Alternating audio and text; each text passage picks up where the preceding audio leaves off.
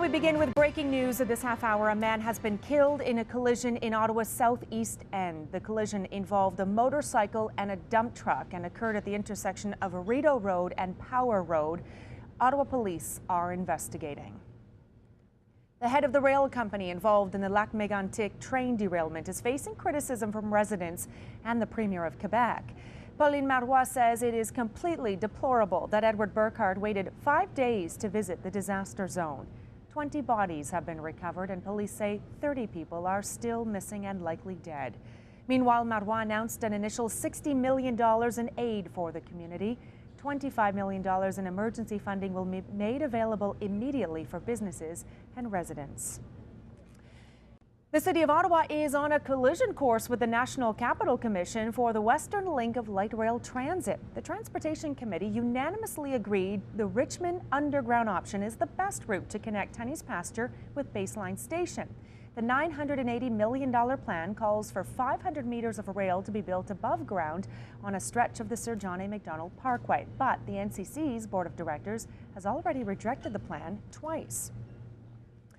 Now, joining us live in studio to chat more about this story is Councillor Keith Egli, also Chair of the Transportation Committee. Thanks for being with us this morning, Councillor. I want to ask, why choose that option without the support of the NCC? You need their land to be a part of it. I guess the way to look at it is we haven't asked the NCC yet for the permission. What we've been doing with the NCC is we've been going forward and we've been giving them informational updates. We'll continue to do that. We passed a motion yesterday which incorporated their concerns, their motion, into a direction to staff to continue to work with their staff, to continue to try and find ways to address their concerns.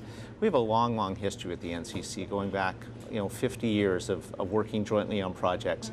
And sometimes it takes time to get to a resolution that everybody can live with.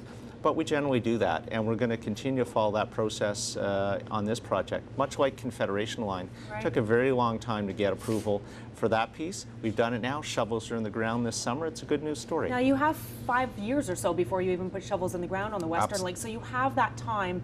How are you going to convince them in this time that this is the right choice? Well, part of what happens over the next little while is we get into our functional design and our detailed design phases, and the engineers really sharpen their pencils and get creative about how they can accommodate community concerns, NCC concerns. So there's a lot of room for creativity, there's a lot of room for flexibility within the existing budget, and that's what we tasked staff with to go out and find solutions. The city always is in negotiations, it seems, at some point with the NCC over some type of land for development, and in this case it seems no different from others. It always seems to be a difficult task. Why is it always so hard to come to an agreement? I prefer to say it's a challenge. They have their mandate, we have ours. We have different processes, different interests. But as I said, at the end of the day, over the 50 years that we've worked with them, we generally come to a consensus of some sort that everybody can live with. And I don't see that this project's going to be any different. Okay, Councillor Keith Egli on LRT. Thanks so much for joining us. Another huge residential development has been unveiled for Orleans. It's complete. The project will represent an investment of over $125 million. Gatineau-based builder Briggle Construction has launched Phase 3 of its development at Petrie Island. The 2 to 4 bedroom condos are close to the Ottawa River. Briggle began its development in Orleans in 2008. Construction season is now impacting traffic along Churchill Avenue in Westboro. The road is closed to all southbound traffic between Princeton and Carling until December. Traffic is being detoured to Kirkwood Avenue. The construction is part of the $21 million upgrade to sewer and water mains and new cycling lanes. University of Ottawa has unveiled plans to build more student housing in Sandy Hill. The proposal would build 2 off-campus dorms for 750 students. One building would be located at Laurier and Friel. But the area councillor admits residents are concerned that new dorms in the neighborhood would only add to noise and garbage problems. We are well aware of the concerns in Sandy Hill relating to student residents and some of the tensions, conflicts with the university. That said, we've also heard from the community the pressure onto the university to build student residence.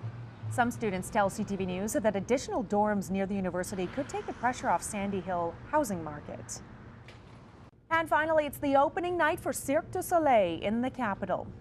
Totem is under the big top outside the Canadian Tire Centre. It is billed as a fascinating journey into the evolution of mankind. Somewhere between science and legend, Totem explores the ties that bind man to other species, dreams, and infinite potential.